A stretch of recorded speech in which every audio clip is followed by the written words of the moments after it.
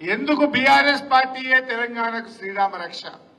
ఈ జాతీయ పార్టీలు తెలంగాణకు ఏ రకంగా అన్యాయం చేస్తాయో మనం చెప్పవలసిన బాధ్యత కూడా మన మీద ఉంది. ఇలా గోదావరి నది తెలంగాణలో ఎక్కడ ప్రవేశిస్తుంది భయ్?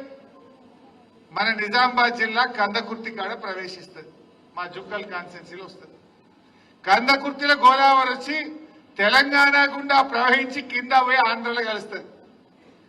కానీ ఇదే బీజేపీ ఇప్పుడు 2027లో గోదావరి పుష్కరాలు జరగాలంటే ఆంధ్రాకు 100 కోట్ల రూపాయలు ఇచ్చిండ్రు.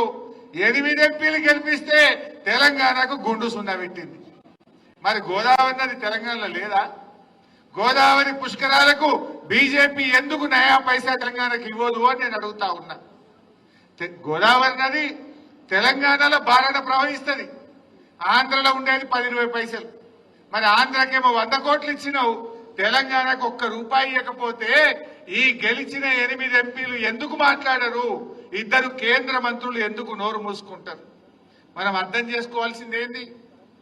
ఆంధ్రప్రదేశ్ లో తెలుగుదేశం పార్టీ గెలిచింది కనుక, రీజనల్ పార్టీ ఒక ఉండి కనుక వాళ్ళ చేతిలో ఎంపీలు ఉంటే ఢిల్లీలో మెడలు వంచి పైసలు తెచ్చుకున్నారు.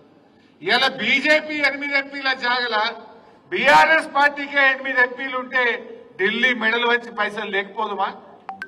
ఎవడన్నా ఒక్క బీజేపీ ఎంపీ మాట్లాడుతుండా? దయచేసి మీరు అర్థం చేసుకోండి.